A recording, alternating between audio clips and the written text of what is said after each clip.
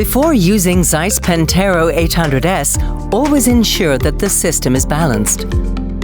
Before you start balancing, make sure the device is configured with the desired oculars or accessories.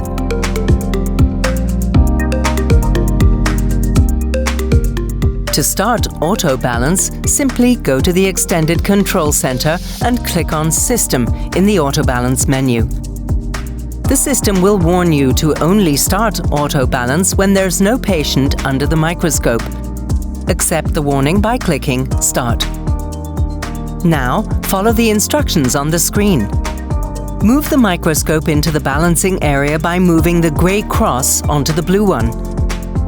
Once they meet, they will turn green and you can release the brake button. Make sure no patient or obstructions are below the microscope and click Start. The system balances itself automatically along all axes. Once it's balanced, the screen will show a success message.